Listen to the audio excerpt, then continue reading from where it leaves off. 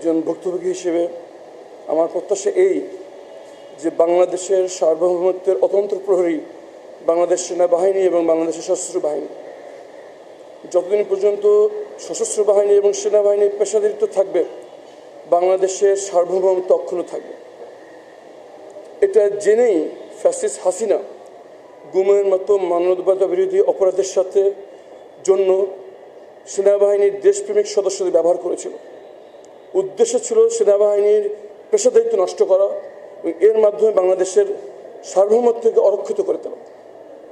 আমার প্রত্যাশা একজন ভুক্তভোগী হিসেবে এই বাংলার মাটিতে বাংলাদেশের মানুষের অধিকার হবে সবচাইতে পবিত্র জিনিস এবং বাংলাদেশের সেনাবাহিনী হবে সবচাইতে সম্মানিত এবং বাংলাদেশের মানুষের সর্বশেষ আশার স্থল।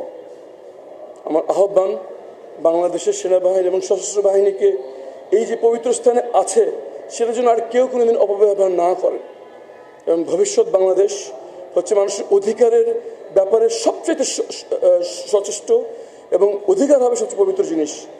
যে যত ক্ষমতাধর ব্যক্তি হোক, যত ক্ষমতাধর দল হোক, যত পরাশক্তির সাথে তার যত যোগাযোগই থাকুক না কেন, বাংলাদেশের মানুষের অধিকার আর কেউ কোনোদিন নষ্ট করতে পারবে না।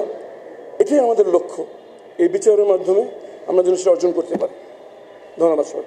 বাংলাদেশের সংবিধান আমাদের যে অধিকার দিয়েছে সেটা কেড়ে নেওয়ার অধিকার কারণেই, এবং যদি কেউ নেন সংবিধান অনুযায়ী এটা রাষ্ট্রদ্রোহ।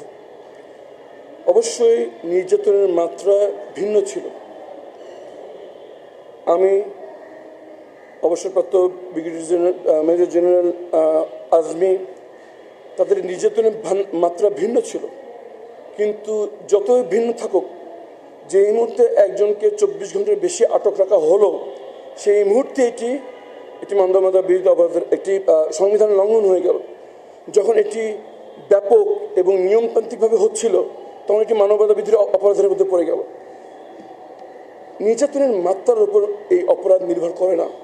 এই অপরাধগুলি রাষ্ট্রীয় সিদ্ধান্তে ব্যাপকভাবে এবং নিয়মতান্ত্রিকভাবে হয়েছিল কিনা এটাই দেখার বিষয়।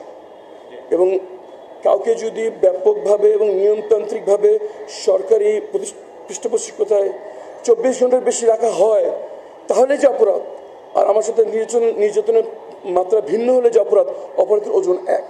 সুতরাং এই বক্তব্য দেওয়া যে নির্যাতন ভিন্ন হয়েছিল, আইনের দৃষ্টিতে এর কোনো